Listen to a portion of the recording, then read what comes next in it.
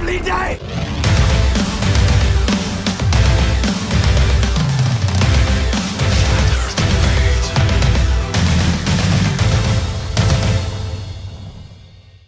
Welcome to Flat Earth Debate, Uncut and After Show.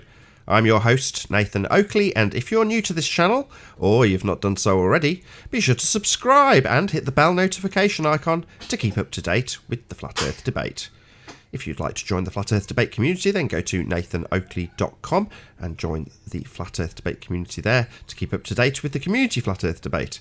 If you'd like to support this channel, there is a super chat that runs alongside each of these shows while they premiere. There's also a Patreon, PayPal and crypto link in the info box below the video. Now, we're currently joined by quite a few guests as we are in the interim stages between the two debates, so I'm going to pass over to them while I set up for the live show. Wow. So I didn't know that could happen. I didn't know people could actually do that. Yeah. Oh yeah, that can happen. All right. So as soon as I saw Issa in chat say "not me," I was like, "Oh boy!" And then everybody froze, and I was like, "Yeah, we just got sniped." Yeah, and if you reach out to Google, they actually say that's a feature and not a flaw. Okay. Well, I find it interesting that it happened at all because I can't recall anything in the past month where people have been sniped. And then all of a sudden today, it's weird. And that was fast. That was everybody in a few seconds. Yeah, once they get in the back chat, it's over quickly. So, but it can take some time before they can actually access it. So anytime somebody joins this hangout, they're automatically added to the back chat? Nope.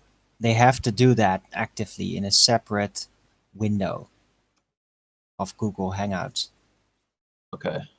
But you can't get in right away, usually. Usually you have to click and then it's like, oh, something else pops up, just a conversation tree, until at a point it becomes available. It's seemingly random. Sometimes it takes really long to get in there. Sometimes it's right there immediately. I don't know. Another oddity of the Google Hangout system. Sounds like more like a back door. It is.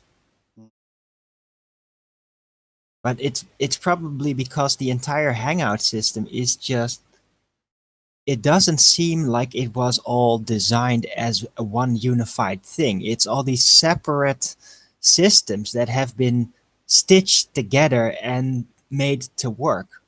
But yeah, the Google Hangouts, the YouTube, all these different things that seem like different systems all put together to make Dave, one thing. Sorry, Arvin. No problem. So Dave, I wanted to ask you how you felt about that last debate you had with that physicist, because it seems like he wasn't prepared at all. Like maybe he signed up for it and didn't even read an article about it. That's what it seemed like to me anyway, because he had nothing for you. How did you feel about that?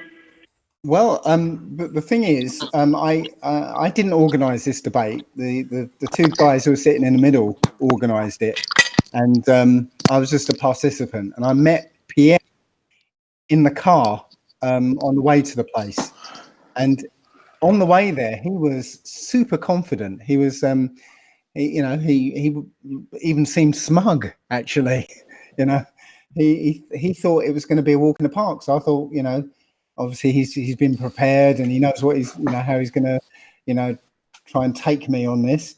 But yeah, it was a bit of a shock when he got to the first question and he didn't know how to answer it. Exactly. It's hilarious to me. But literally, he did so seem very confident. smug in the beginning. He really did seem smug, and by the end, he was like, "I don't even know where I am." Yeah.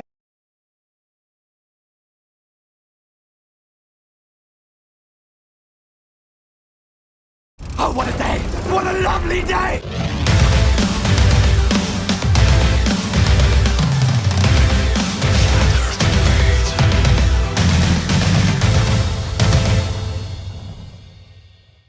Welcome to Flat Earth Debate Live. I'm your host, Nathan Oakley, and if you're new to this channel, or you've not done so already, be sure to subscribe and hit the bell notification icon to keep up to date with the Flat Earth debate. If you'd like to join the Flat Earth debate community, go to nathanoakley.com and join the Flat Earth debate forum to keep up to date with the forum Flat Earth debate. And if you'd like to support this channel, there is a super chat that runs alongside each of these shows while they're live, and there's also a PayPal, Krypton, Crypto, if I can get these names right, and Patreon link in the info box below this video. Most importantly though, if you would like to join the discussion, simply mute the page you are currently watching, then click the link in the info box below this video to join the panel and express your views on the shape of the Earth. If you do join, please don't swear. If you do, you'll be ejected, and if you are, please don't try to rejoin the stream using sock accounts. You'll be warmly welcome back on the next stream. Please also share the show on social media. Sharing the show obviously increases the live audience, but this in turn increases the chances of a more diverse panel. So please share the show. And one last time, if you're new to the channel or you've not done so already, be sure to subscribe and hit the bell notification icon to keep up to date with the Flat Earth debate. Now, we are joined by Karen B, The Plain Truth, Dave the Moor, as he's named on in the Hangout, Chris, Chocolate Sane, and Arwin. Good to have you all. Good afternoon. Hello. What? Right. Good morning. I got the back chat now this time. I got in there. Good to hear it. I'm ready. I just find it strange that we were sniped at all because it wasn't.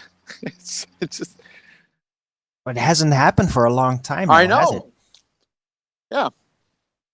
Perhaps it was a subject matter. Yeah, but it was so innocuous. I mean, really? Well, maybe it has to do with some of these people that do this. You know, they just noticed, hey, Nathan's no longer live streaming because of the strikes, and they just kind of forgot about it. And they recently were reminded, like, hey, did you know it's going again? Oh, yeah, let's go sniping.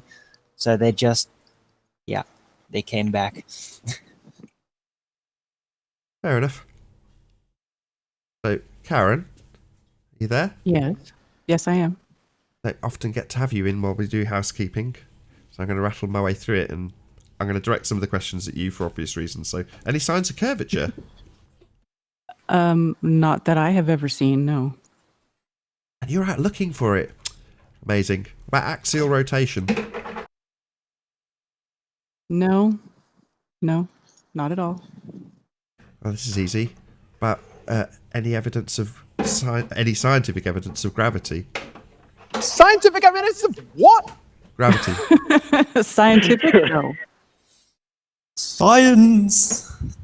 Any evidence that you can have a gas pressure without a container? It's open to everybody, by the way, not necessarily Karen. The curvature one was specifically aimed at her. No way.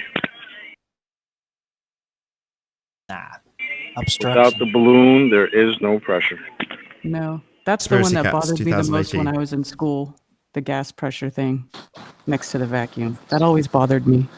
Well, it didn't bother me because I was well able to actually imagine what was required for that to work out. And I, yeah, of course, there's like a gravity shield. There must be like a gravity fluctuation at height. And at some point, it's just so strong that it actually manages to keep the air inside. So, yeah, I was a real science fiction head. We're back. Yeah, I was never able to resolve that one. Back live, Nathan. We got sniped, I think, yes? You think? I think so, yeah. I was removed. Right, let's just get through the last few. Any evidence of the distance to the sun?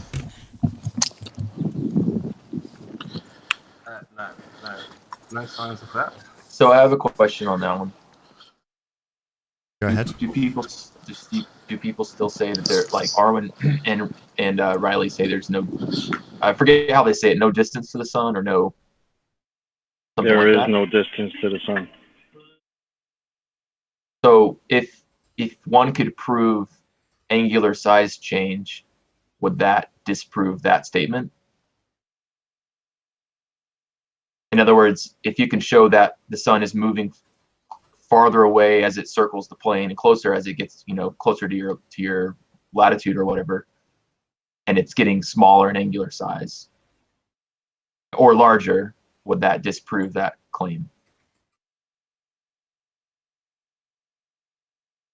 Well, I would think noticing a change in its size would be pretty different than actually figuring out exactly how far it is away from you, right? Distance, that would be a different thing than a size change, right? Right. Well, it wouldn't tell you how far it is, but it would disprove that there is no distance to it. That means that, or it would disprove that it's not some sort of physical object, right? The physical object, if it's moving farther and closer away as it moves across the plane, and it's changed it, and you know that if it's changing its angular size I'd say or it's- not. I'm asking the question. Well, I mean, from my experience when we track the sun, the thing that became most obvious is that in the same way as if you try and get the relative position of a rainbow, I'll just go straight to the analogy because it's easier for people to conceptualize. If you're trying to walk around a rainbow, what happens? It keeps moving with you as you move. Right. Exactly the same thing as happens with the sun, right? I'm not so sure that it might be an apparent move, but it also might actually be moving. Well, you've struck on the word perfectly immediately. It's an apparent position, right? The rainbow's in apparent position. The sun, I'm not so sure. Well, I would say it's self-evidently in an apparent position because we don't know what it is, or where it is, or how to measure where it is, how to triangulate it. All of these things are impossible. Not impossible, but they lead you to false conclusions. Well, My question would be, why are you so hesitant to give that same observation to the sun? You know, what is it that's keeping you from acknowledging that that's a possibility? So one of my recent tests I've done was based on my $100 globe challenge, which was to mimic the 24-hour sun on a ball. And one of the tests I did actually this morning was I mimicked, if you've ever seen those videos, you notice the sun bobs up and down, right? And it goes up in the sky, almost out of frame, and then it appears to go down as the sun moves across the plane, and the camera is always rotating right in a 360-degree motion. Okay, so I thought, well, how is the sun bobbing or appearing to bob up and down at least on, and I'm going to get yelled at for this, on the flat model, if there is such a thing, the sun goes farther away from you, right, as it circles the plane, and then it comes back closer to you as it circles back around. So what I did was I put a fake sun on a chair in my living room, and I pushed it closer to the camera. And as I pushed it closer to the camera, it got higher up in the video frame. And as I pulled it back from the camera, you know, mimicking it going away from you, it got lower in the frame. And as I did that in a right directional pattern, it looks like it's bobbing up and down. So it actually mimicked a nearly identical pattern as you see in those 24-hour, you know, Arctic sun videos. So that tells me right there that it is moving. So that tells me the sun is moving itself, not the Earth, and B, it tells me that it's, at least the way I did it, I was able to reproduce that effect by moving it farther away and closer. The height of the object stayed the same. I didn't change the height because I taped it to a chair and I moved the chair. So as the chair got closer to the camera and thus this object, this little sun I had or whatever it was, it got higher in the frame, and as it moved away, it got lower. So that's what tells me it's a physical object.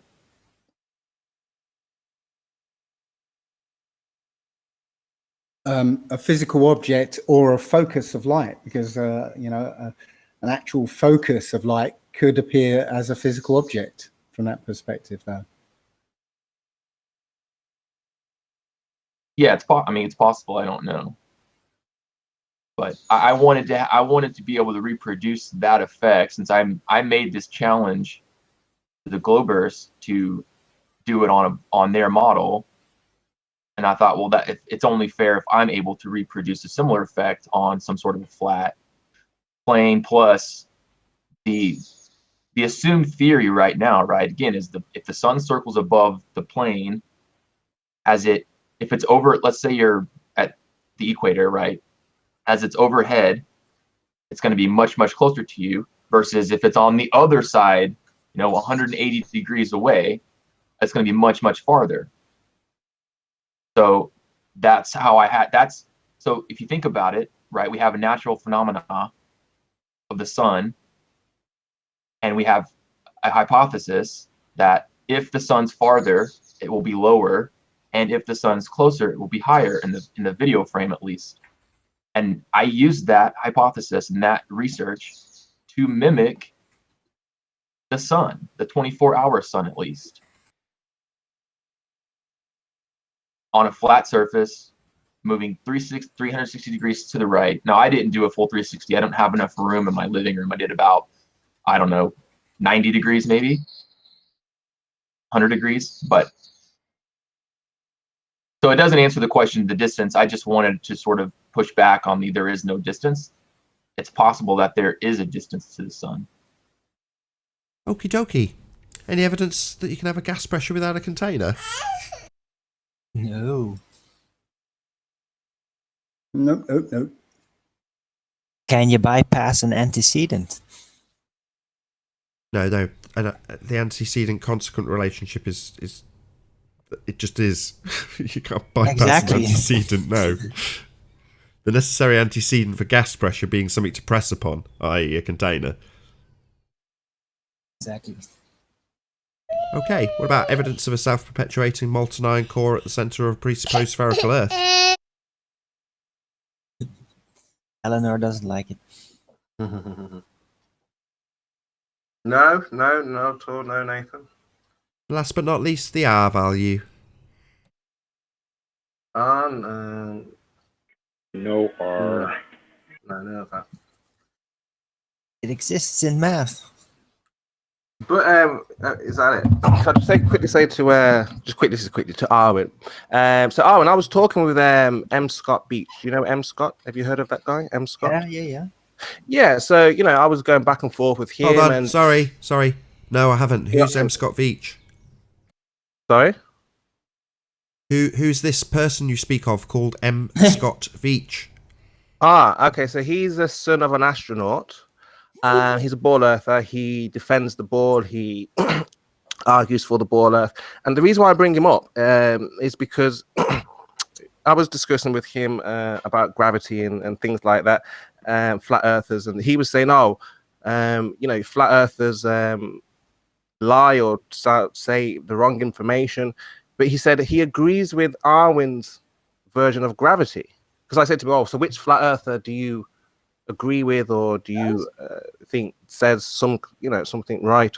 He said Arwin. He said Arwin's version of gravity. So I was under the impression that Arwin has a different understanding of gravity to what, I don't know if we have or anybody else has, or is it different? Is it the same as the ball earthers, Arwin? What is this gravity? Well, it takes away mass attracting mass, basically. That was what my original version of gravity was. And yeah, as I explained it, I pretty much came to the conclusion that it is an aberration. Suggestion of different phenomena that heavily suggest a unified force, disequilibrium being present. But it's suggestive, it's an aberration. So maybe he agrees to that, because technically, scientifically, that is correct. But I don't know. Maybe he just didn't see the updates and still stuck in the force disequilibrium. Yeah. Or maybe he just agrees with you because you refuse to absolutely discount gravity as a thing altogether. You know what I mean? As long as you have some sort of gravity in your mind, I guess maybe that's what he agrees. I mean, I'm not sure. I don't really talk to him. Maybe he's gonna settle for the ghost, for the aberration. I don't know. So, okay, Dave, what is your view on gravity, density, and things like that? Is it a force? Do you agree with Arwin? I mean, do you even understand what Arwin, his viewpoint and things like that? Because it's supposed to be different to how we see things. So I don't know if you've heard or what you think about that. Yeah, I haven't I don't know Arwen's conception of gravity. Again, I don't see it in terms of gravity as such. I see it that the directionality is a necessary component of this realm so that life can exist. If there wasn't this directionality, then nothing could exist here. So it's just that we're trying to conceptualize something, sort of understand it, where we don't really need to understand it. It's just something that needs to happen for life to exist. Yeah. In one of my videos, actually my first ever flat Earth video, in the introduction, I said one of the things we have to accept is the ant's perspective, which is basically saying that if an ant was walking across the runway and a jumbo jet landed next to it, there's no way an ant could understand or conceptualize what just happened. It would just be this huge tumultuous event, and he wouldn't know about the ins and outs of a Boeing 747. Right. So there's no earthly reason why we need to know how this directionality works. Yeah, I call it directionality because the way I see it, if you drop a weight, it will accelerate to the Earth 9.81 meters per second. If you get a helium balloon, or I say that, but depending on the air pressure around it or the friction and all that, it will follow that path. If you let go of a helium balloon, it will go up at the same rate, depending on the air pressure and friction and all that. It's just directionality. So I think what it is, Dave. Arwen, correct me if I'm wrong. Are you saying there's a force? Dave, are you saying there is a force or no force? That's what I'm trying to find out here. I'm saying I don't care. Okay, fine, fair enough. Right. Well, I'm saying there is an apparent force. Okay. It's not really a force. You can't prove a force. My interpretation is just Arwen is trying to describe. Obviously, we all know there's a down, and I think that's what he's trying to describe. Now, why everything goes in that particular direction, why is down what it is, I guess we don't know, and that's why he calls it an aberration. But I think he's just using that word as far as to describe things going down. I mean, I could be wrong, but yeah, I've been listening to Arwen enough to kind of think what he's trying to go. Because you do kind of confuse people with this gravity thing, Arwen, obviously. I know. It is very confusing. But no, what I'm saying is that you can deduce heavily that a force disequilibrium is present at all time and explain all kinds of phenomena out there with them very consistently. But it's just an illusion. It's a side effect of the way reality is constructed, because there is no force really present. It's everything else. And as far as what we can prove is relative density. Well, Mr. Scott agrees with you, Arwen.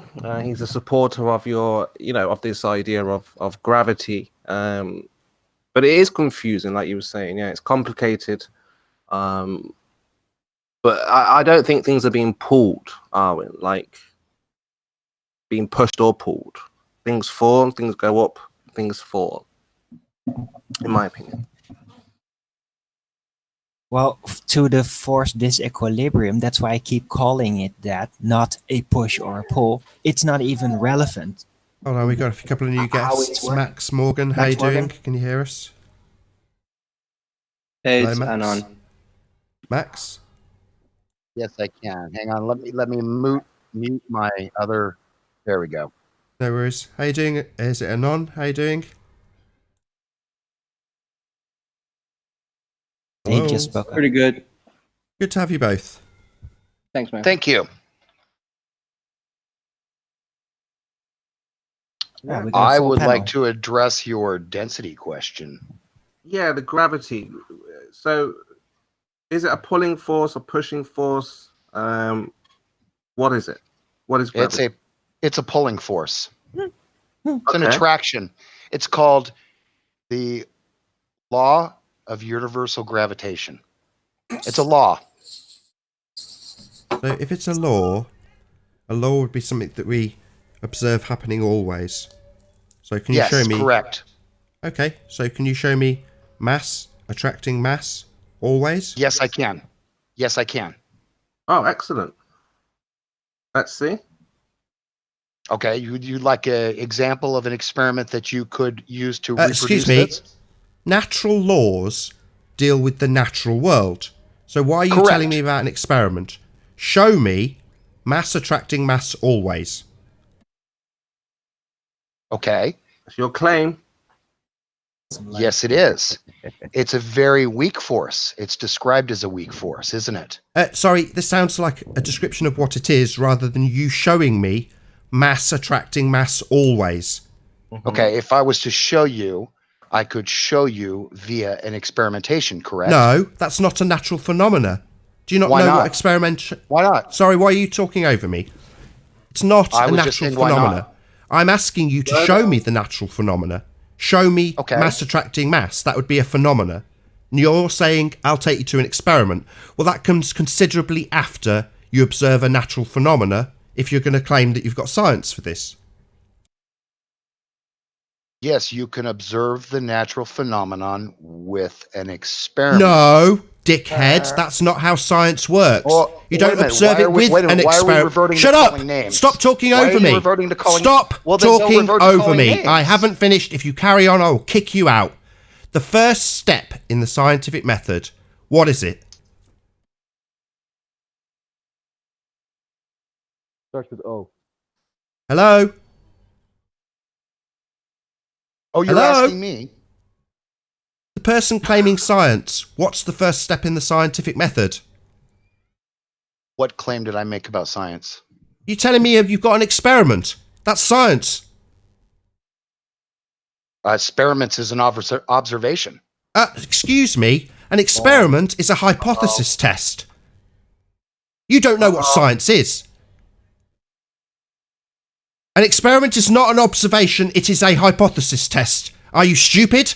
Or are you asserting that you know something you do not? Is this Dunning-Kruger? What's the problem here? I'll say it for a third time to your stunned silence. An experiment is not an observation as claimed by you, a moron. It is a hypothesis test. Okay?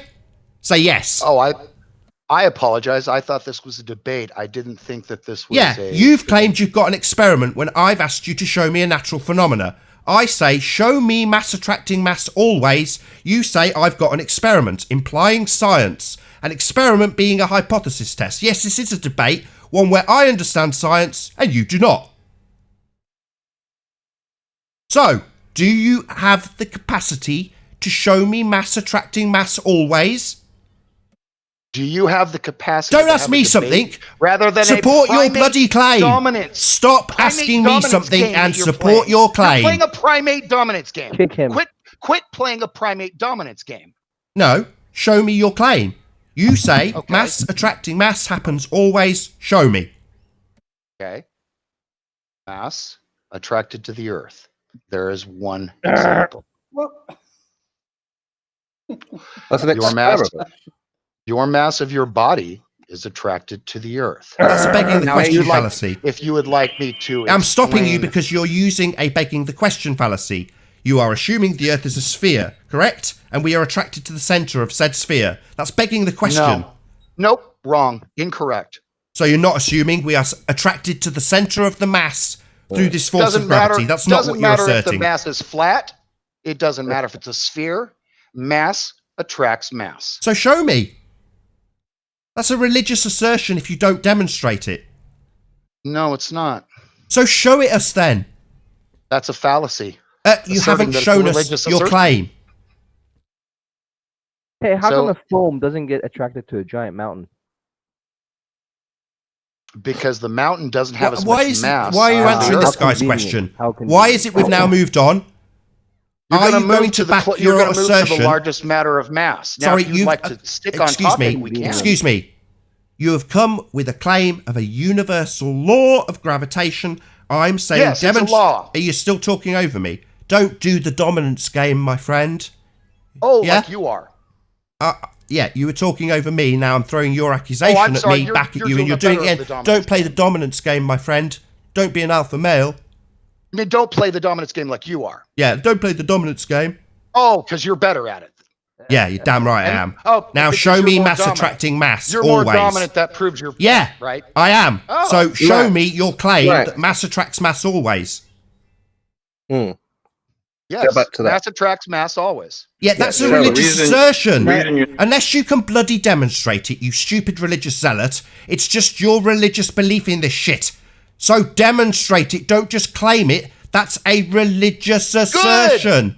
Like I said, demonstrate it with an experiment. No. Oh, so you circle jerk asshole is not only stupid, but you can't listen. I've said this twice. An experiment is a hypothesis test. Yeah? So it's not the observation. You haven't got a phenomena conjured from an experiment. The first step in the scientific method is to observe a phenomena.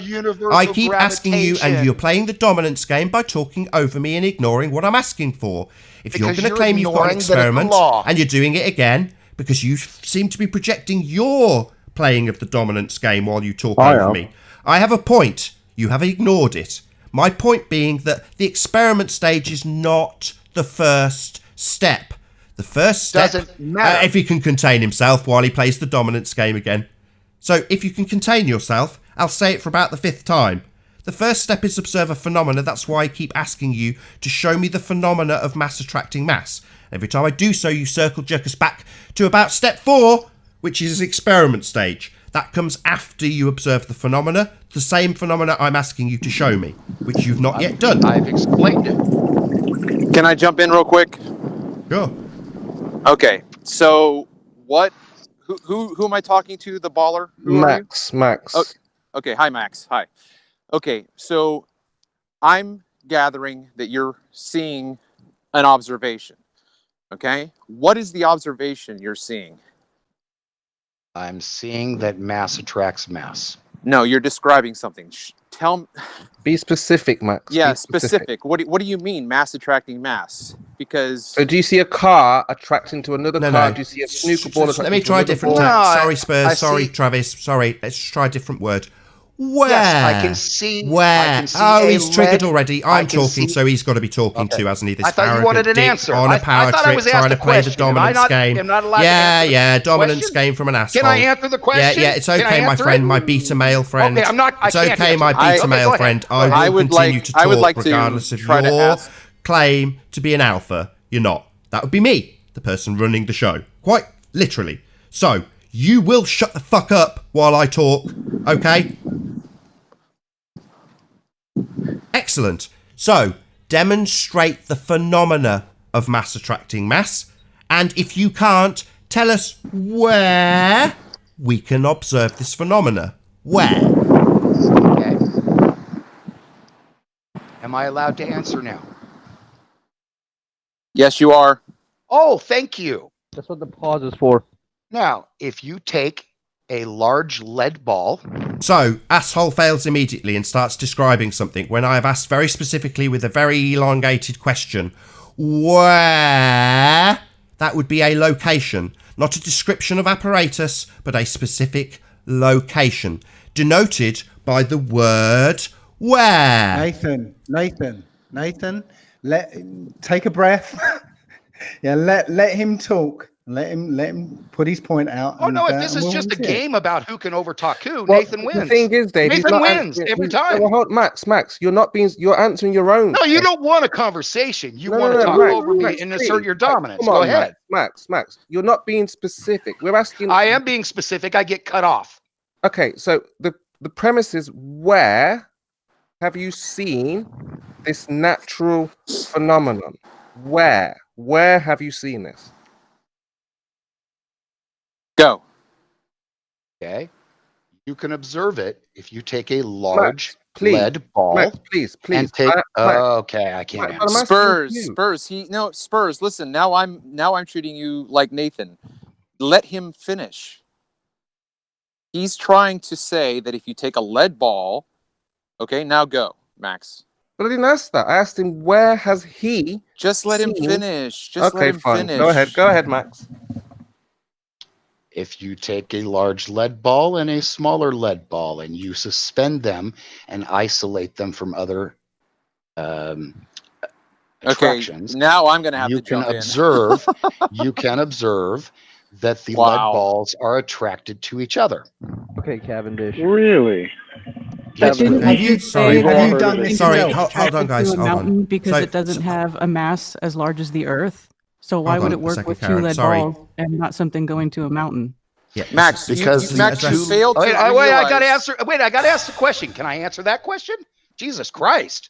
No, but because You haven't answered my Oh now- no, question. I can't. Oh, okay, I It's can't. because you haven't settle answered my down, question Max. yet. Settle down. Listen.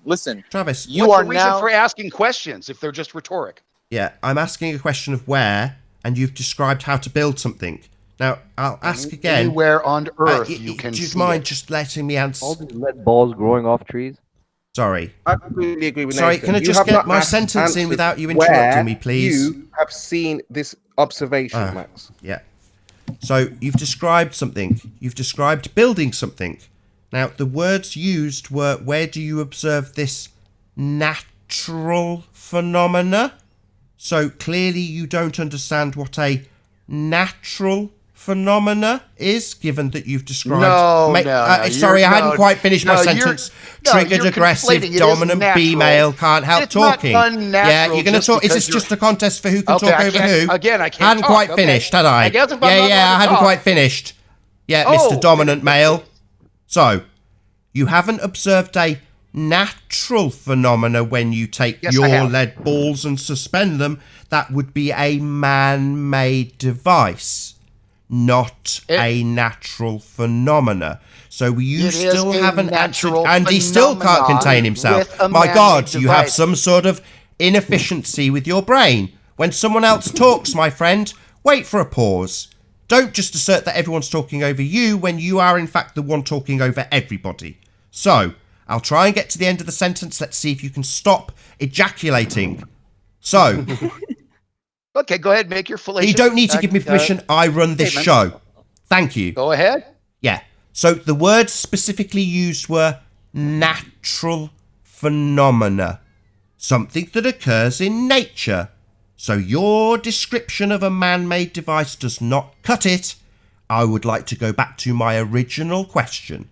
Where do you observe the phenomena of mass attracting mass? Naturally. That is naturally.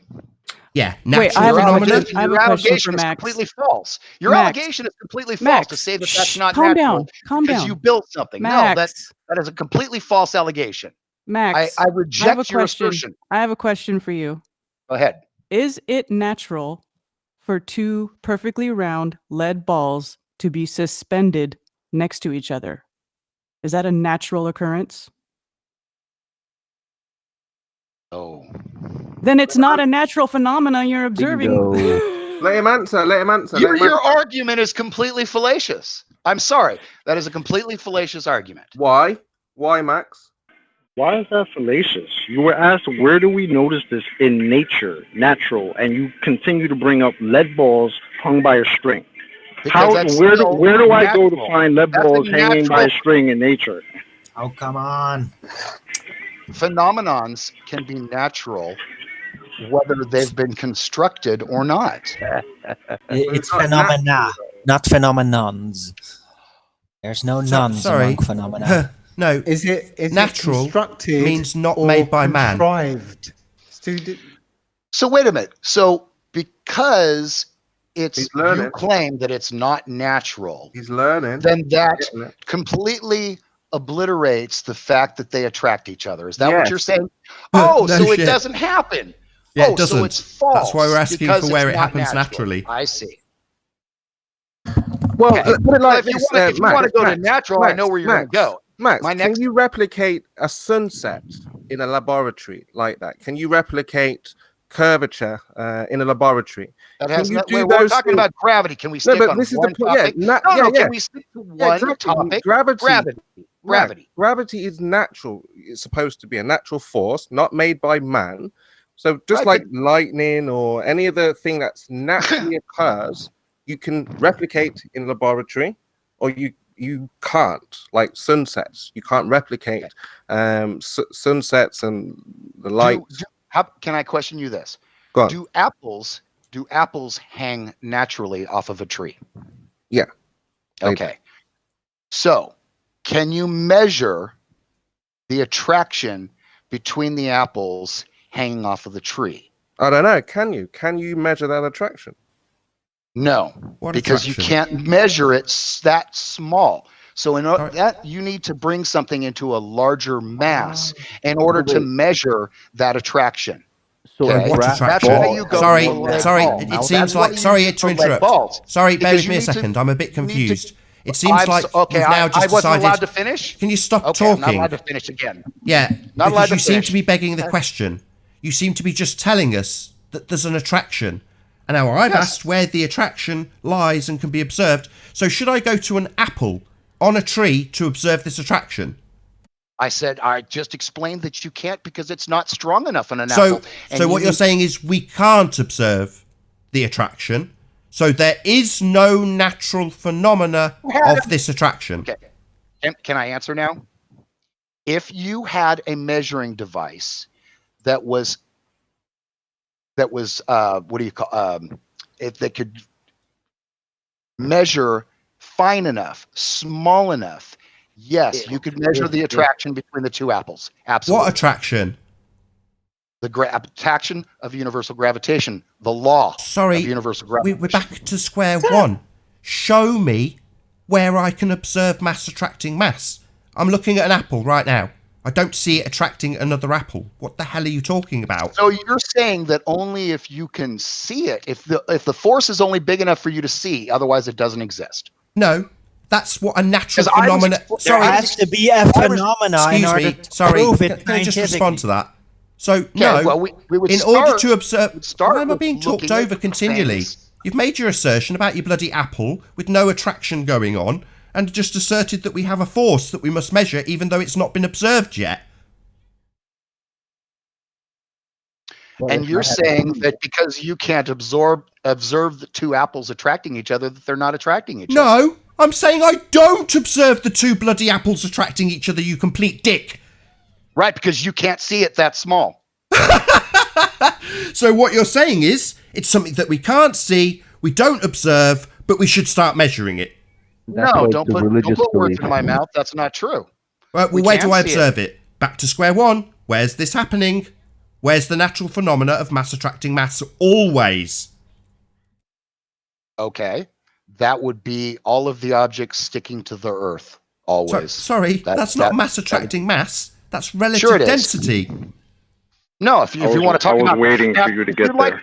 Right, I knew he was going to go there as soon as... Now, if you'd No, like to talk about relative density, I would No, love... I'm talking about you. I'm talking about you, sir. I knew that you were going to get to the only thing that you can point to is people are attracted to the Earth. That's it. That's all you got. And that's attraction. Now, if you want to talk about buoyancy and density, I would love to... Can you prove that that's attraction? Yeah, I just want to give you a little example, Max, Yes, so you can contain your verbal diarrhea for a couple of moments and not talk over every word. So, we were given an example at the beginning of the last show by Dave Murphy. We take 15 kilos of one substance and 15 kilos of another substance and we drop them both. What happens? Well, it depends upon their density. Oh, so it is about relative density then? No, it's not. Well, you just said it depends on the density, but now you're saying it does not depend on the density. That seems like doublespeak. No, it's not. So it's not to do with their relative density, it's to do with gravity, even though when I asked what happens to these two individual items that we drop, you immediately say it's down to their density. Right, because the air is more dense than certain objects. It's going to be pushed down. And when the air gets pushed down by gravity, it sorry, you seem to be inserting this religious belief that you've not demonstrated yet into this example. Why would you do such a thing? You don't need to insert your religious belief into this explanation. You've not demonstrated gravity. Gravity would be this universal law you claim of mass attracting mass always, but cannot be observed, is never demonstrated, and has never been seen. But you're just going to insert your religious belief into this example, even though you haven't actually shown it occurring. You bloody fundy zealot. Your religious belief is density. No, that was your answer. No, yours. No, what do you mean hand wave dismissal? That was your word. You said density, not me, you stupid dick. Right, density is related to gravity. Oh, is it really? So you are going to stick your religious fundamentalist belief into this explanation, where you have relative density causing these things, your go-to. But you've not shown mass attracting mass, you've not given us a demonstration, you don't have an observed phenomena, but you are, like a fundy zealot, going to insert it into this explanation with no demonstrable proof of it. Gravity is just relative density's cousin twice removed, and nobody's heard what he's been up to. Some people think he's dead. May but I? We still have the memory of him. May I interject? May I make a point? I'm still yet to see you demonstrating mass attracting mass. You just keep inserting it into your explanations like a religious fundamentalist. Like it's true, even though you've not demonstrated it. May I talk now? Are you going to show us mass attracting mass always, as this law would imply, which is your first claim yet to be actually backed by anything? No, I'd like to talk about the density. I'd like Why? to talk when about you're trying to prove that mass attracts mass, that would be gravity. Right. And you so not reject density any then. kind of That's our experimentation explanation, to prove not that, yours. don't you? So no, not density. Your claim was you have a universal force, a law, no less, of gravity. Well, if it's a law, And your claim. You're talking. and I'm reasserting your fallacious claim that you have not backed. You don't have to No, you're like not. it. I You're will hold incorrect. your toes to the fire on your bullshit indefinitely if you don't back it. So, if you are to claim a universal law of gravity, actually your fundamentalist belief that you keep inserting into every explanation that actually describes relative density, then I will expect you to actually demonstrate mass attracting mass always. Oh my god, I'm being pulled towards the nearest huge mass. No, that's not happening. Yes, it is. So demonstrate it. If you take 2 lead balls. Again, circle jerk wanker asshole. How many times do I have to say? Step 1. Observe a naturally occurring phenomena. Did I say it slow enough? The attraction between the 2 balls is naturally occurring. Oh, is it really? Because I would say that you have made them do that when you built the apparatus. That's why when you observe natural phenomena, you observe it in the physical and natural world. You don't concoct it. You don't create it. That would be called, what's the term? Man-made. Your man-made structure can be used to describe and see the natural phenomena of the law of universal gravitation. Oh, yeah. It's the law. Not mine law, baby. Oh, you just keep telling us that it's a law. You're just being a religious fundy. Don't just say with an elongated voice, like I do when I'm asking you to actually show it, that it's a law. Okay, well, if it's a law, it's something that happens always. So show me mass attracting mass always. How many times have we got to do this? Very simply, Drop when 2 things things are in a vacuum. attracted on the ground, yes, to the earth, you see the attraction. Now, why won't you? Hold on, you've just made another assertion, so let's just check that out. You've said all things with mass are attracted to the earth. So we're back to our example with 2 things of equal weight, 15 kilos each. So they're both going to go towards the earth, correct? You give an alternative definition using density, and you won't even allow me to What, assert your religious belief? No, you insert some fundy belief into your explanation of relative density. I'm going to call you on it and say you're yet to actually demonstrate this ever happening ever, let alone being a law that happens always. We don't see it on the apples, but apparently it's a law that happens always. No, that's nonsense. Yes. It's never visualized, seen, demonstrated, ever. Ever. Yes, that is called a demonstration. When you hang the lead balls, that's a demonstration. A demonstration of what? Experiment. A demonstration of what? You being Of able the to hang law lead of balls? gravity. The law of gravity. That's what. Sorry, where do we observe this law? It demonstrates that they got the balls to claim that that is science. Yeah, step one, my friend, observe a natural phenomena, not construct Okay, and I'm apparatus observing to the observe natural natural phenomenon phenomena. of That's not cars step one. and people. Step one in the scientific method doesn't say construct an apparatus to show people this pseudoscience force that you've decided exists. That's not So step this one. isn't really a debate. That's not step So one. you really don't want to know any answers. This is just what? We've heard your answer. Yeah, you haven't given us any demonstrations of mass attracting mass always. Yes, I did. No, you didn't. You of said look at mass apples. going to the ground. Now Look you at- won't let me. You won't let me explain why things lift, will you? Sorry, you've just said things go to the ground. That's the force of gravity Yes. attracting to the earth, right? Correct. The heaviest. Yes, the most dense things go to the ground. Yes, the most dense things go to the ground. Show Well, me that's that the density most then, isn't dense it? things don't go to the ground. So that's density. In your explanation that you've just given us, you didn't once use the word gravity, and you said it's everything to do with density. The density is what causes it to go to the ground. No, the gravity is what's called the density. Oh, I see. So now, again, like a wanker, you've inserted your fundamentalist religious belief into an explanation that was quite concise until you inserted your religious fundamentalist belief into the explanation after the fact. Can I ask you something real quick? Hey, You mean Zinder, the sorry, I didn't see gravity you is join. causing buoyancy, right? Not density. Correct. Buoyancy, not Absolutely. density. Just to say. Yes, gravity causes the buoyancy. Yes. Yeah, but because density isn't, maybe the gravity causes density in terms Sorry, of Zinder, pressure what and stuff, but- gravity?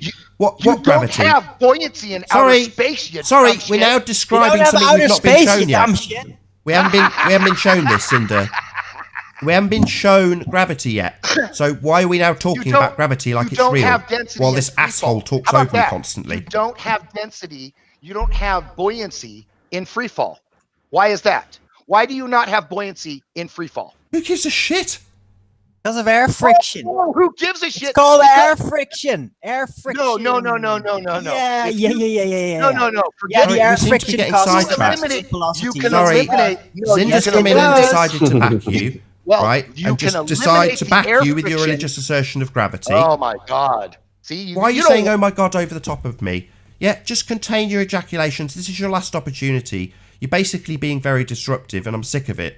So, if I talk, you listen. That's the rules. If you don't like it, I will kick you out. So, you are yet to demonstrate this pseudo force you keep inserting into the explanation of relative density, and now Zinder's come on and said, oh yes, without gravity, buoyancy isn't possible. But you're yet to demonstrate... Was that you interrupting me again? I was just Interrupting confirming me it. again, asshole. Yeah, I know. Stop doing it. So, you are yet to demonstrate mass attracting mass always. Your original assertion that we still have not had a demonstration of. Yes, I have it. You can't call something a law unless you actually enforce that law. So where's the I enforcement? don't call it a law. It's His first words were, there's a universal law of gravitation. Dude, it's the first thing you I said am when you not- came in here. Oh my God. Was that it's a law? yes. You kidding? It is. It is a law. I said. Oh, right, I that's am it. I'm not the kicking you one. out, you double-speaking asshole. You never said it's a law, now you've just had it thrown back in your face and you said, yeah, it is a law. You're a double-speaking asshole. Piss off. Or he just got really, really confused. Do I still have the time to show the written down challenge of the angle of attack? Or did you want to talk about No, something that's else? perfect. We've got 10 No, minutes yeah, left, sure. Cinder. I just want That's to perfect. comment. I think this is what a lot of ball earthers do. They don't understand the scientific method. So obviously, the word science is bandied about. So when they come in here, they say we're using science. You drill them on it. They're asked, and this precisely. He was thinking. He was like, so it has to be a natural phenomenon. So he thought about it. He lost his cool at that point onwards, and it kind of went downhill from there. But I think the penny dropped, Nathan. I think you actually taught him the scientific method. So yeah, good stuff. He certainly realized there's more to it. Yeah, he definitely understood because he thought I'm going to come in and say Cavendish, and then I don't think he's heard this side of it about natural has to be Definitely not. You know, Okay.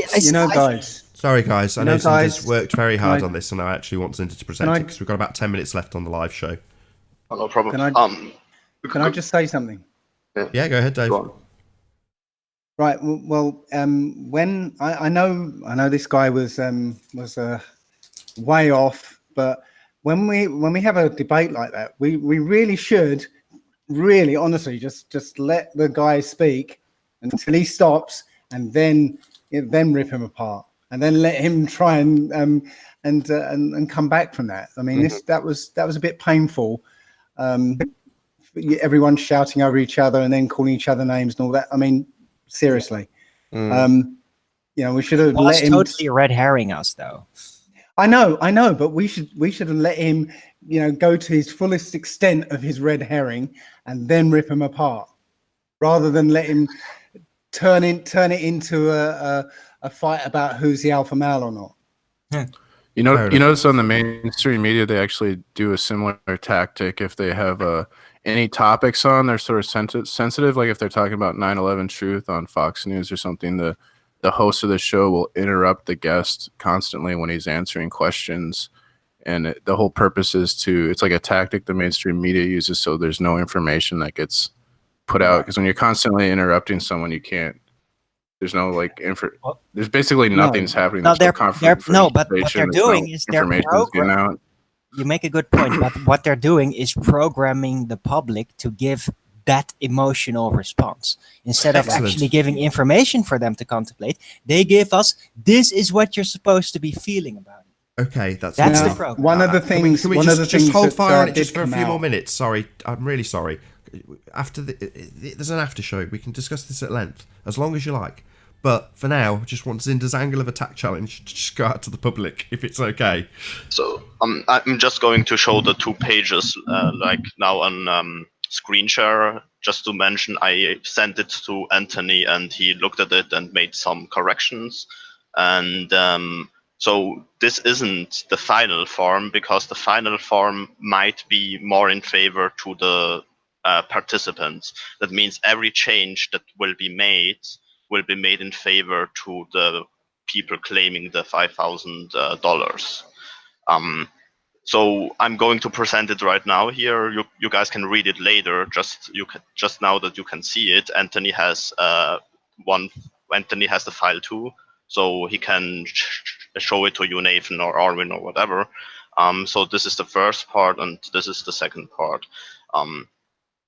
If you guys disagree with something, or do you think that the term should be lowered a little bit, you can contact me on CinderAge here on this email and propose what should be changed, right?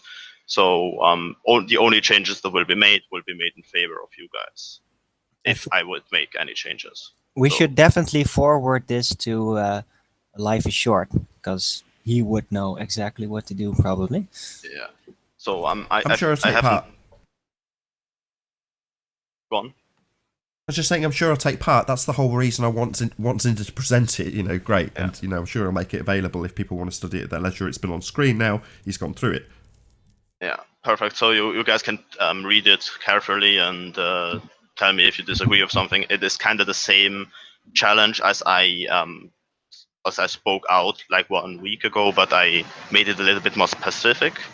And in the second step, I added some other ways to bring an object back.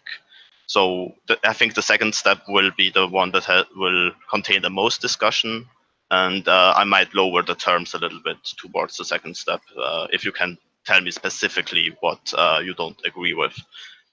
Can you just summarize the 3 steps? We've got about 5 minutes left. If you can just summarize those 3 steps, that'd be the 3 different challenges in essence, or the 3 different parts, however you want to phrase it. So in a nutshell, the first step is prove to me show to me an object disappearing button first over a proven to be flat surface. Go on, wait a moment. If the surface isn't flat, you have to prove to me that the object and the camera are at the highest point of the surface. That means that the line of sight has to be free from the camera to the object. Go on, ask your question. I mean, already right there, it's an impossibility to say, prove the surface is flat. If somebody needed 30 miles to do this observation, you're just going to say there's 30 miles of curvature blocking the bottom. Yeah, in the paper I've written down that I can read it to you, like footage from objects and any life forms disappearing bottom first over the horizon, the line at which the Earth's surface and the sky appear to meet, are not considered as evidence for step 1, because I say that there is a curve. You say that it's flat, so that's the whole point of the challenge, right? So you're limited to within the quoted average 3 miles for 6 foot height of viewing. So you have to do this observation within 3 miles, basically. You have to do the observation on a proven to be flat surface. Like, I mean, Nathan did it with the book, but if he would go back and do the same observation and show me that the surface is flat, or show me that the line of sight is free, that would be enough for step 1. So, I've heard the claim many times that there is evidence for step 1, but I've never seen it over a proven to be flat surface. So you can do it on over 100 meters, I think, too. Or I guess. You just not, yeah, but then I don't remember what number, but then you said the bottom 25% has to be blocked. Yeah. I don't think you're going to get 25% from 100 meters or whatever. Well, Nathan made the whole book disappear, didn't he? I was going to say that may or may not be the case. That's up to whoever enters part 1 of that challenge, Chris. So the thing is, if I won't get any results, let's say on probably 3 months or so, I might lower the terms to a lower number. Right. To be perfectly honest, Cinder, I don't see what you've said so far to be in any way unreasonable. What you're saying is, if you're going to say, which is all anybody has done, including myself though so far, have said with qualification that this is flat because reasons. Well, that's not good enough, and you're asking for a higher standard. I think that's perfectly reasonable. It doesn't matter if you're using a mile-long factory that's been laid with concrete. If you can prove it's flat, then use that mile-long factory. But if it's 100 yards in some sports hall and you can prove that's flat and get the same effect with a small aperture or however you want to do it, then so long as you can prove the surface is flat and rule out that there is anything about the floor that could cause the obstruction, that's what Zinder's asking for. Yeah. And as I said, if the surface isn't flat, it's not a problem. You just have to prove to me that there is a direct line of sight. You can take a laser to do so. So you know, when you use a laser, of course the light spreads. So at some point, the laser might even get blocked a little bit by the surface, but as a result, you will have like a half circle, right? And then you can show me that the object is over the part that is blocked. So there are a lot of ways to do so, and I might even present some on future debates, or might even show when I try it myself how it might be done. So the second step, which I think the most disagreement is bringing back an object that already disappeared bottom first, or bringing back the part that disappeared with a bigger aperture. For the second step, I allow bringing back things that disappeared over the horizon with a bigger aperture. It will be more in detail on it will be written down more in detail on the paper that I presented, and any changes that you guys suggest about it, will consider, and maybe I will lower the terms a little bit so it will be easier to complete step 2. The third step is about... That was a bit too concise. I'll just reiterate what you're saying. So for step 2, what Zinder's saying is, once an object has disappeared into the distance for whatever reason, bring it back with a larger aperture. Yes. That's kind of what the angle of attack is about, isn't it, too? Sure. Do you want to get to step 3, and then that'll be where I round out this show for the live audience, at least. Yeah, so the third step is creating a model which can predict when the effect will occur, and you have to create one in which I can put in the aperture size, the height from the aperture to the ground, and the distance from the aperture to the object. and then the result will for the result an inaccuracy of 25% is allowed. That means that when the result will be like 10% obstruction, and I only observe 7.5% or 12.5%, this will be allowed. That means 25% of the result. I don't know if you understand what I mean. I can. Yeah, I pretty much, I think I've got it. I'm going to try and do my damnedest to actually summarize it now. So step 1, essentially get something to disappear bottom first on a proven flat surface. Doesn't matter what size, but if you can prove that it's flat and get something to disappear, I think it's up to 25% from the bottom up. That would be step 1 in the $5,000 challenge. Step 2, bring something back. This can include things that have disappeared on the horizon by using a device with a bigger aperture. In other words, something disappears in the lens of an iPhone camera, you then bring it back with a P900.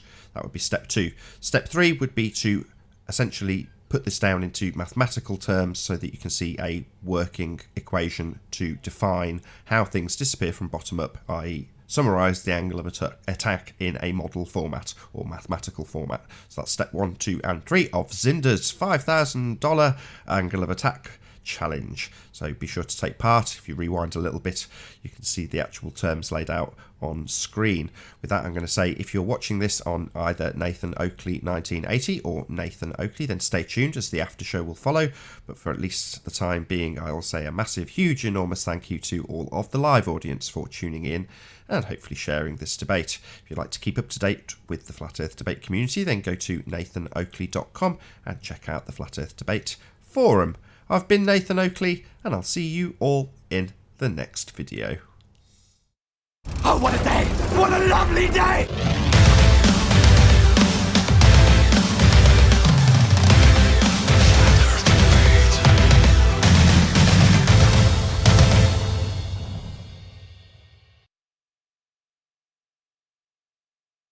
Apparently not. Yes. Oh. Yes.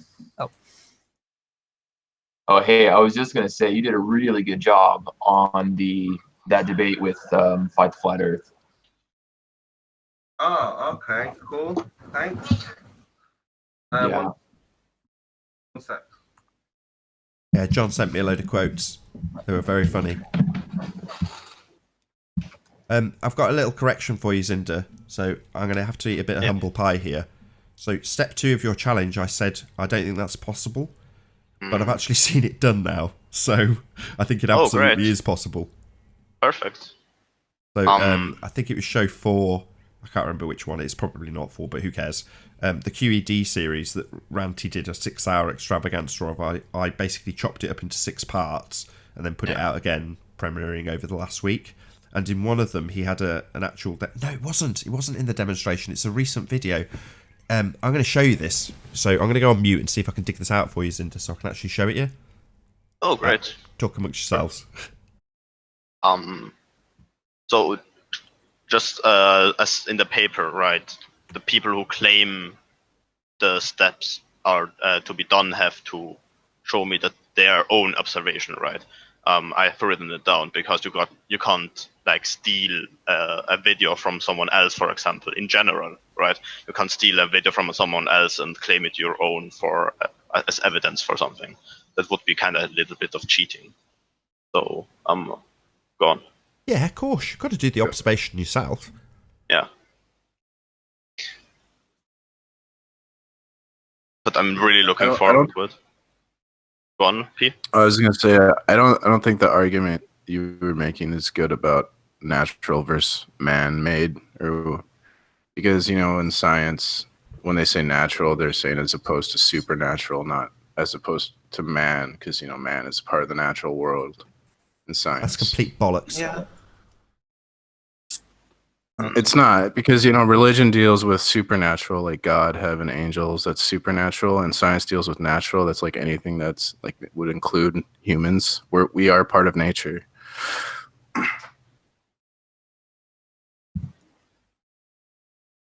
Yeah, I agree with you on the natural thing, but at the end, I think it doesn't matter really.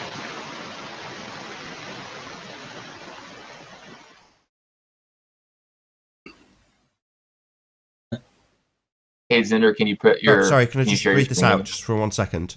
Got a definition on screen. The natural world. Noun. Definition of the natural world. All of the animals, plants, and other things existing in nature and not made or caused by people. So, your that's not the right fuckwittery word. about the supernatural is not what defines what science deals with, because science deals with the physical and, guess what, natural world. That would be all of the animals, plants, and other things existing in nature and not made or caused by people. Okay? No, not okay. Because that's the Okie incorrect dokie. definition, Nathan. Yeah, and that I'll would tell be you a why. definition. That's correct. Different words have different definitions. Okay, different based on, word. like, Shut up. You're For an idiot. instance, there's this thing called Black's Law Dictionary, right? And English words in legal, like legalese, they mean different things. And we're not talking the same thing with legalese. science. Yeah, well, we're not in a courtroom, you stupid idiot. We're not in a courtroom, I'm dickhead. making it's This an is not a example, courtroom. Nathan, Hello, because none of us are talking the same- legalese. Hello. It's an example, Nathan, because the same thing is true with scientific terminology. Like scientific hypothesis is a different word than hypothesis. Like science has its own terminology, so that definition you used would not be the same word that we're talking about when we're saying the natural world in terms of like a scientific terminology. It's different. It'd have a different definition. The one you read would not apply. Citation needed. Go on then, Pete. Bring it up. Hey P, do you know why? Do you know why that is? It's like, your language is a protocol. So you are speaking your own protocol over there, and we're speaking our protocol, and we're not gonna intercommunicate. Why would you do that? Unless it's only to confuse people and make both. Well, that's what Nathan is changing the definition of words to win arguments. No. Because he doesn't have a real argument, so he does this debate tactic where he tries to control the definitions of words to win arguments. No, we're since not he has no argument. controlling definitions. No, that's what Nathan is No. doing. Oh, so That's what Nathan Nathan's is doing. modifying the dictionary. That's what he's doing. Yes. Oh, okay, got it. That's how he wins debates. Okay. I'm wondering what does the and mean between physical and natural in the definition of science? Is it a including and? Is it a and that that kinda excludes something? Like I don't know how to put it, but is the and related to the natural thing? Because if you say in physical and natural, you could say it is physical, either physical or natural, or it is physical and natural as the same, right? No, that's not what it says. That's not what science... Science doesn't deal with physical and natural. Physical or natural, let me get it right. It deals with the physical and natural world, not the physical or natural. Anyway, right. Sorry, Zinder, on screen now. Okay. So Yeah. we've got... This is the camera phone with the light disappearing. Does flip the view in a moment, but he's lifted the camera and there's the light at the end.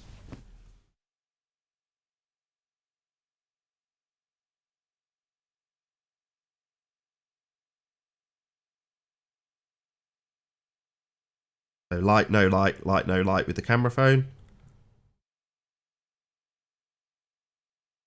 Then you just see the exact same thing at the same distance with his D500, I think it is.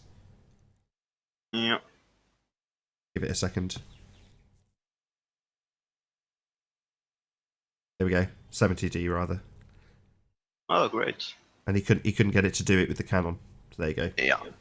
So it would be a great evidence if he could show me the floor was distance flat. from the ground of both apertures. Sure. I mean, you've got it wrapped up. I think it's a really good challenge. It's obviously a lot of work if someone does do it, and I think someone like Life Is Short has actually done the majority of the work already. So Great. I hope he enters. I hope so too. Wait, Right. So why wouldn't that first part of the video with the light disappearing not already win your challenge? Because it doesn't it doesn't agree with the terms Doesn't of And that I showed. how so? Well, doesn't meet step 1. Step 2, I mean, bringing back the light, because I said that in step 2 I wrote down that the person has to show me that it is that it has the same height towards the ground than the other aperture, right? So you. Oh, I think he does actually do that. He in can that lay video. it down to the ground. Yeah, he does do that. I'll send you the links, Zinda, so you can just check it out. I mean, I'm pretty sure there'll be something that doesn't meet your criteria, but you know, he'll undoubtedly there want will to do be it fresh because anyway. he added that you have to come up with a scientific theory and a calculation, an equation to account for it. So there's his get out clause. What? Hello. That's okay. When did I add it? Hey. Did I add it after the challenge? No, What but, time do I need to pick them but up? it's a get out clause Why? because you know. Oh, sorry. Yeah, I guess it's fine. So I was saying that you know in order to I think 12:15 should be okay. Do you realise that you keep interrupting Dave, Chris? Chris. Okay. All right, I'll get him then. I think he's on the phone. Oh, I think I'll stick him on mute. Yeah. What I was saying is that the get out clause is that you also, rather than just proving it, you know, physically, yeah, we've got to come up with an abstract mathematical construct to account for it. Well, That's your get out clause. I can test it then with the mathematical construct. That's what kind of is required to describe the world we live in. So physical evidence of the world isn't good enough. You have to have an abstract mathematical theory to account for it. That's the bullshit that I can't take. Well, I mean, if you can't present such a thing, then it isn't consistent, and that means that probably there's something else causing it. And you know what? With maths, I can actually construct something, a proof of anything with simply maths. Yeah. No, you can't. Yes, because you can. You have to apply the mathematics to the real world. Obviously, you could create a theory like, I don't know, the string theory of that is kind of trying to combine the relativity to the quantum mechanic and whatever, but it is theoretical science. We have a law of gravity that relies on something we cannot measure, we cannot test for. You know, black holes and dark energy, dark matter. Yeah, without that, the whole theory falls apart. So no, what I'm, we have.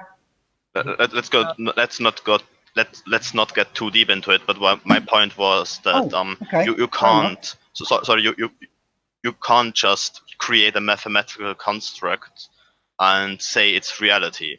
You have to apply. Exactly. Yeah, I agree with you on that. But you can create a mathematical construct that is based on the real world.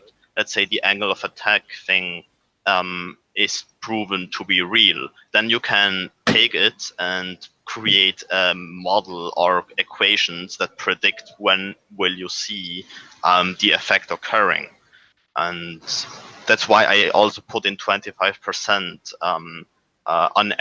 inaccuracy, because there might be other things that disturb it, right? Well, I approached that idea in one of my talks.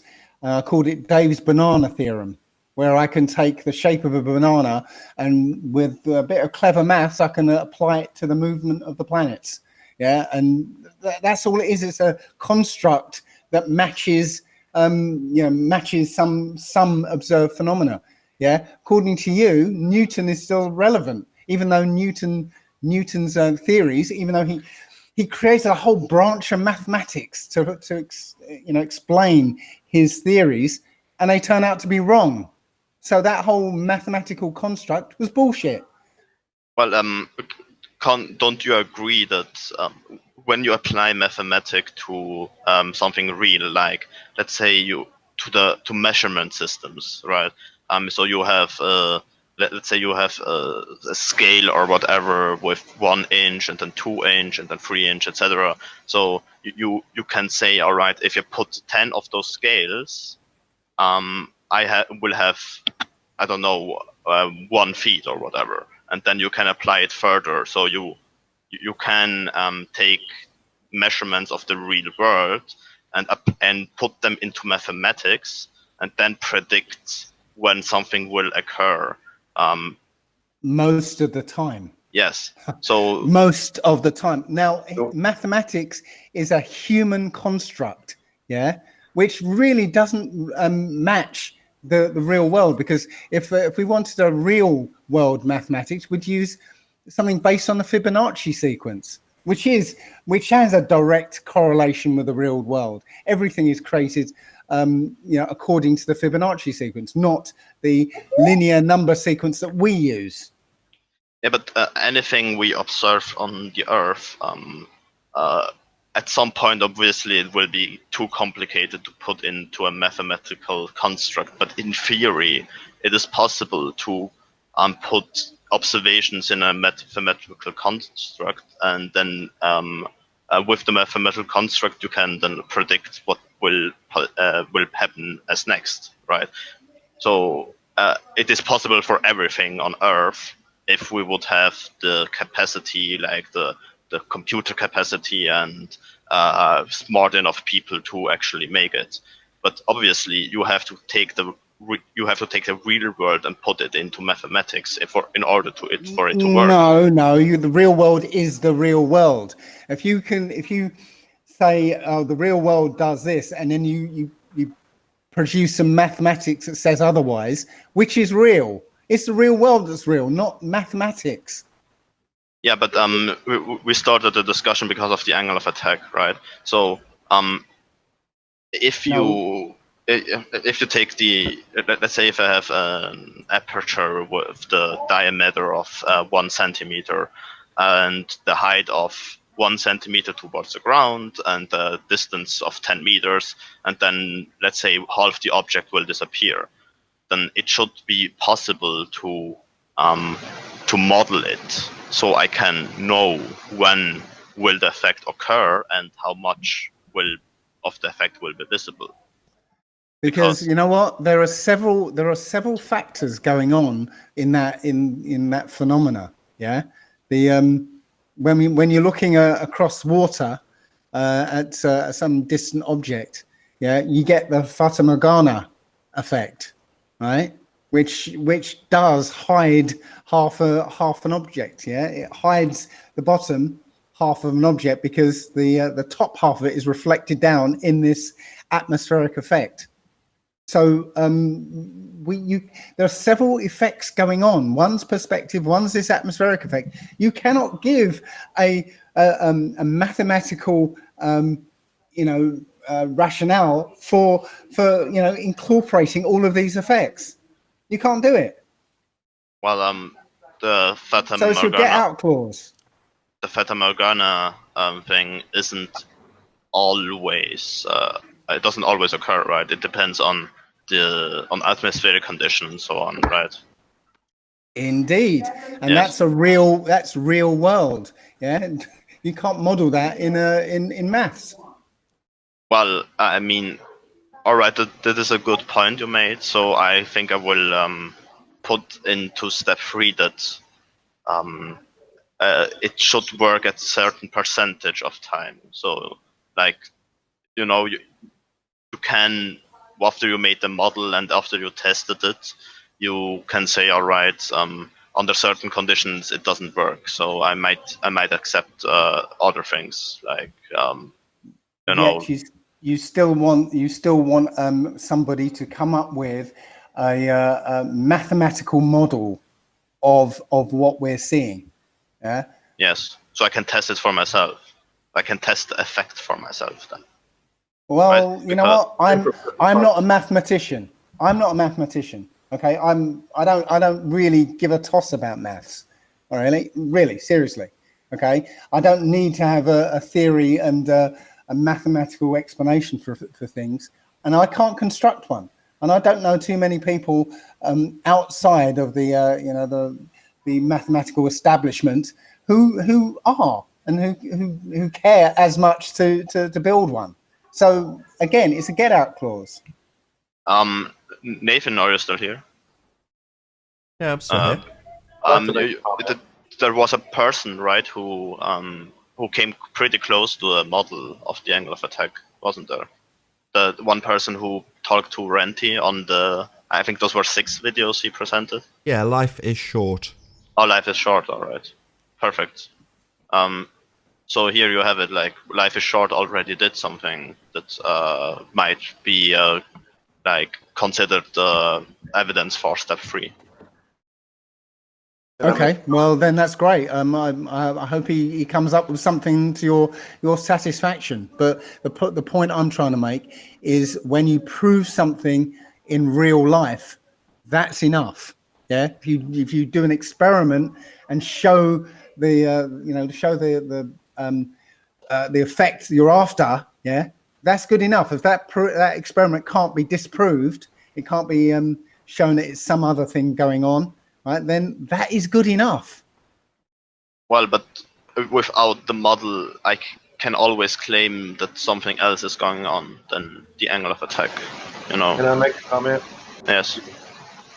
I think they're kind of putting the cart before the horse in some ways. I love what Nathan's analogy is with Narnia. If mathematics is a form of language, you can be used to describe reality, but it doesn't always necessarily describe reality. I can read the Chronicles of Narnia and have this beautiful view of this world that exists out there, but it doesn't really exist. But I can look out my back window and talk about a deck, sunset, a bunch of trees, a table, a bunch of houses, and that's reality. So because I'm looking at it, I'm experiencing. I think Dave's talking about the experience.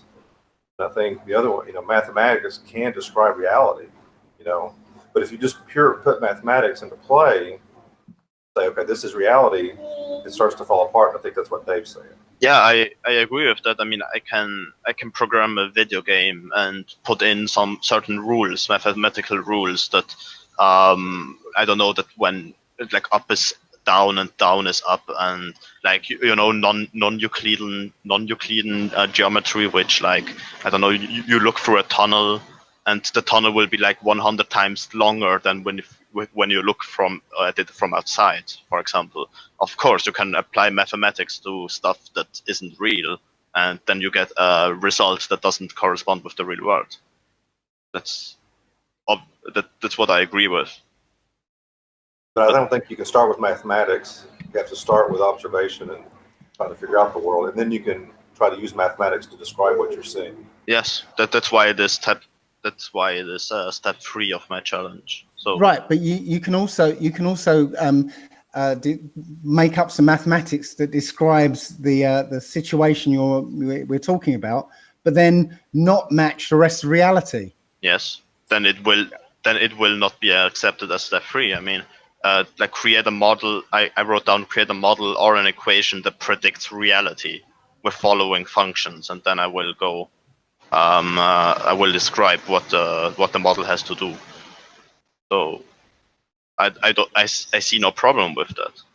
I mean, I just see it as a falsity I'm sorry to interrupt you, mathematics. Dave. Can I just put my objection to that? And I think it's akin to what Dave's saying. So what Dave's described is, if you have an experiment, you're establishing the effect, the cause of said effect. In other words, that would be a scientific prediction, i.e. a hypothesis. Whereas mathematical models can't do that. They can't make a scientific prediction. They can only make a general, correlation. Well, it doesn't prove anything. That's the point. Yeah, but it allows people to test it with the model, right? No, that's the point. Not at all. When you test your model, I'll stop saying it in those terms. When people test the heliocentric model, they're not testing what happens in reality. That's Dave's point. What happens in reality happens in reality. So if you have a mathematical model of something and you start testing that, well, then you're reifying the model. If you say, well, this happens in reality because look, I've got a model that does it. No, you don't. That's very wrong and very bad, because no, the model will never represent reality ever. It will. For example, if I can test that when I, for example, mathematics. Let's say mathematics says that when you halve something, like when you break something in half, you will always have two equal same length objects in the hand. Like when you halve a stick, you will have at the right hand you will have the same length as in the left hand. So that's something you can test, right? No, So, All right, because you then here's another example then. Okay, what does maths say if you flip a coin 100 times? Yeah, how many times does maths say that it will land on heads?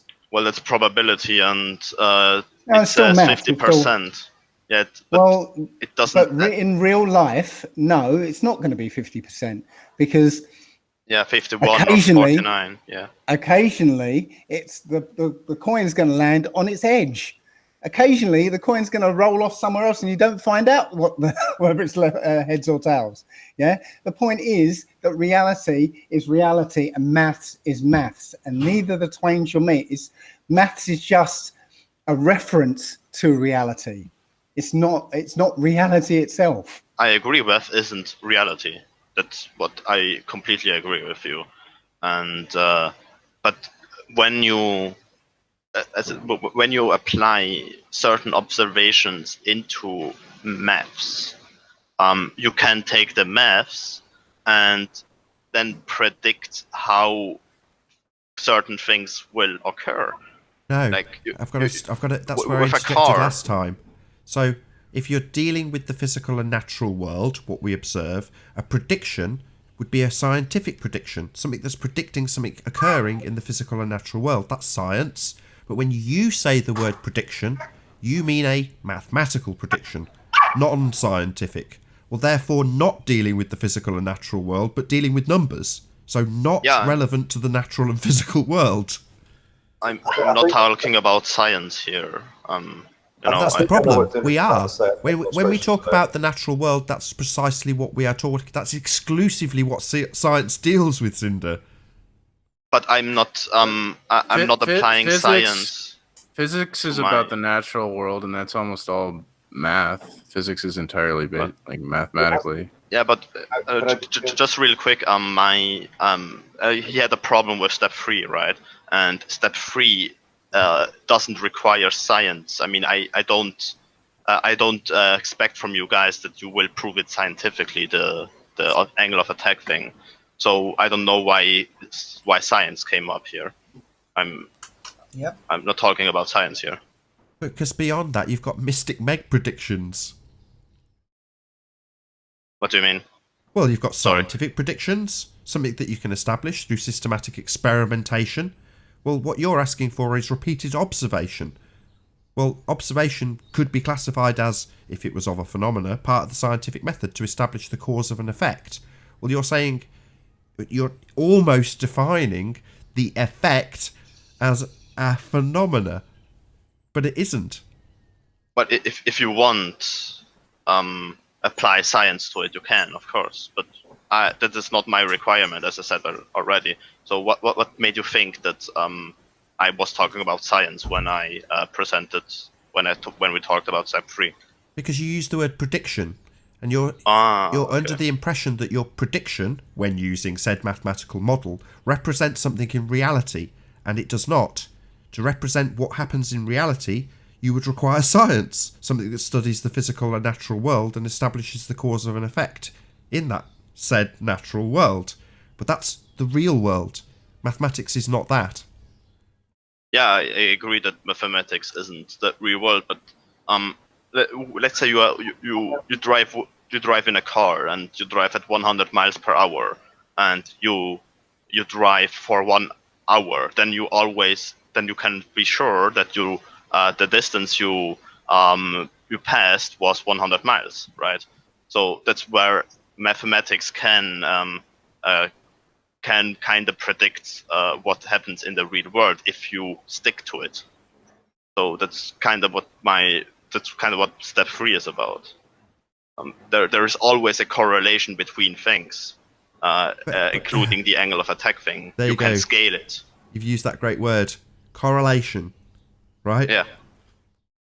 But we're talking at cross purposes. So you're trying to establish, presumably, the cause when describing the angle of attack. So the cause of something mathematical. Now, you might be able to describe that mathematically, but you cannot explain it mathematically. That would be left to the realms of science. Oh, I don't need an explanation. I'm nearly there. Yeah, sorry. The descriptions can give you a correlation only. That's the point. Yeah. But there will be a correlation for the angle of attack too, right? Yes. Or do you think there will not Sure, be? but that doesn't give you descriptions of the real world. We're going around in circles, I feel. Oh yeah, but if I have what Twitter's trying to say, I think maybe I don't. I was thinking of like artillery gunners. When they're shooting artillery, they use a lot of math, so to speak. They figure out the angle, they figure out the distance, they figure out so many factors that mathematically they can figure out, and they'll use those figures to be able to hit the target of whatever range they're wanting to hit it. I think that's kind of what you're saying in one sense of the word. Math is used in that frame, but of course, that math that they're using has got to match the reality of the real world that they're doing that in. Yes. I think that's kind of what you're saying. But that's why I was saying math should describe reality, but it isn't necessarily reality. And the only way you can use math is if it completely corresponds with the way the real world is. So I'm just trying to actually. Well, if you read the definition of scientific law on Wikipedia, it says they're developed from either facts or through mathematics and are strongly supported by empirical evidence. So scientific laws are developed through the use of mathematics. No. A law, a natural law is something that you observe occurring always. Nothing to do with mathematics. Well, I'm just reading the definition from Wikipedia about scientific law, and it would say that you're incorrect. So. Oh, right. I think you did this last time, actually, P.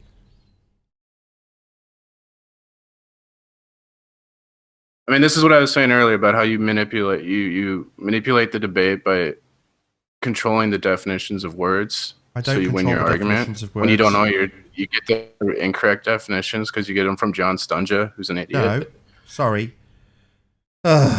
Number one, my definitions are not from John Stunja. The last one, for the physical and natural world, was from Merriam-Webster. Number two, I do not control definitions. I am not the Oxford Dictionary. I am not Merriam-Webster.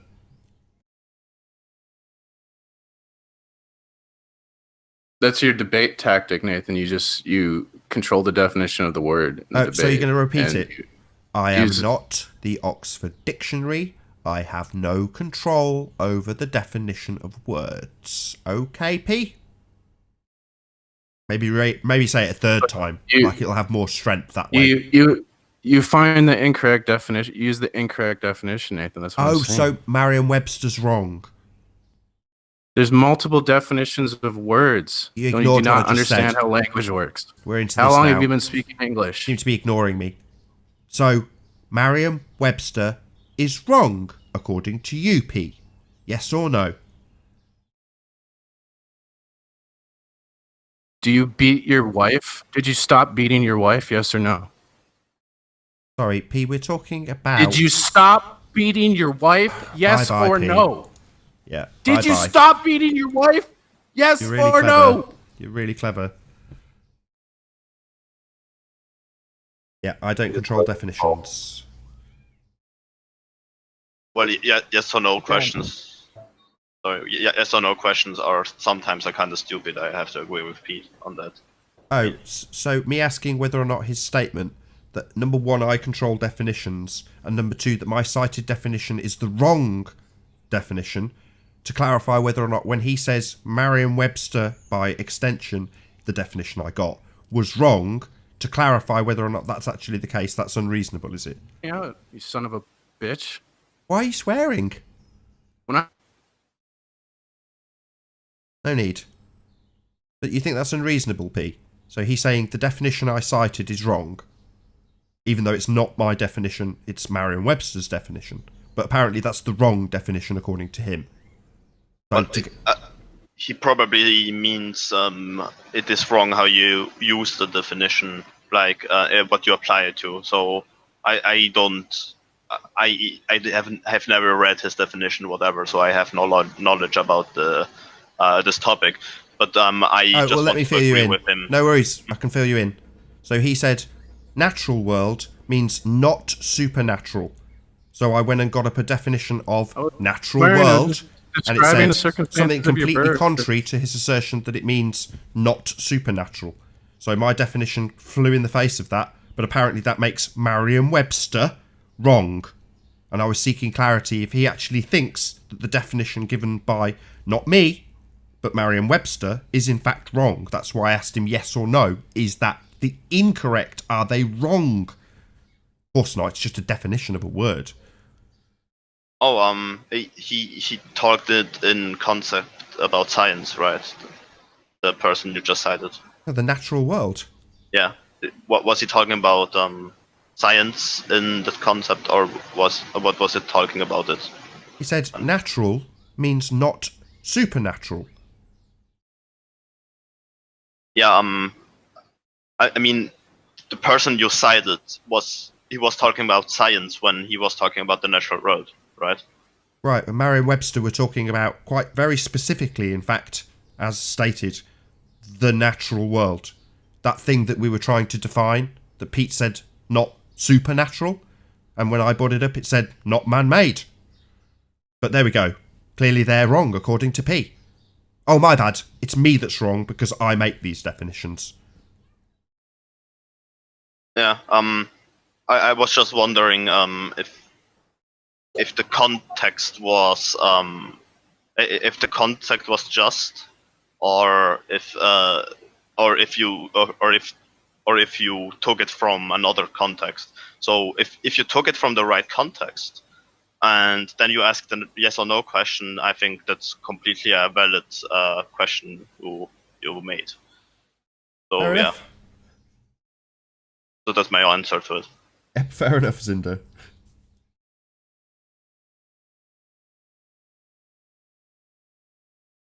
Perfect. I will revalidate the third step too. But I think that as we talked before, right, that the correlations should be visible towards the angle of attack, right? If I, for example, right, if I have an aperture 1 centimeter diameter, 1 centimeter above the ground, and 10 meters distance is an object that disappeared for, like, I don't know, 50% of it disappeared, I should be able to make a model that kind of tells me how distant the object has to be in order to disappear a certain way, right? And I won't use that for objects that are really, really, really far away, because obviously there are atmospheric conditions and so on that can't be calculated. Like, but in terms of, like, I don't know, 1 kilometer or like 1 mile to 100 meter, that distance, I think it should be able to predict when it will occur. That's my opinion on it. Yeah, like I say, I think Life is Short has pretty much got that already. So hopefully he'll represent it in a format that's conducive with your challenge, along with a couple of observations of something coming back with aperture and proving his flaws level. Well, yeah, and he only has to send me an email with that, and I can tell him when I have time to discuss it with him if there is a need for discussion. I have a question. Yes. So, just to clarify in your rules, you have to. I don't know what the third one is, but so the first one is you show the obstruction at about a 25% obstruction, and then so the second one is you have to bring the bottom of the object back. Like you have to do all three to win the prize. Is that right? Yes, and different persons can challenge different steps, and then the money will be distributed among them. So what if it's not possible to bring the bottom back just by zooming? Because you're basically zooming into the same obstruction that's causing the obstruction in the first place, right? Well, I think Zoom. I think Zoom won't bring it back, right? Because Zoom doesn't increase the aperture size. Right. I think Nathan told me, right, that when you zoom in with a P900 and you zoom further, the object won't be brought back because you don't increase the aperture size of the object itself, right? Of the precisely. camera. So earlier, Chris, did you see what I put on screen for Zinder with the demonstration by Life is Short with his iPhone and P70 or whatever it was, Canon? Yes. Well, in that demonstration, he's got two different. I can't remember I think he calls them modes. I can't remember the exact terminology he uses, but you move up into a different viewing mode. So from your eye to a camera phone, from your camera phone to a pair of binoculars, from a pair of binoculars to a telescope. And that's the difference that Zinder's describing, i.e. an increase in aperture rather than just zooming. So most of the demonstrations, flat earth or otherwise, are of somebody with a fixed mode of viewing, i.e. a P900 or a P1000, whatever, and then they zoom in. So they just show you what's there, and they might even watch it leave their camera's field of view, in other words, disappear, out of range, whatever. Might be conditions, but not relevant. The point being that eventually they see the boat disappear, and when that happens, they've not got anything else to go to.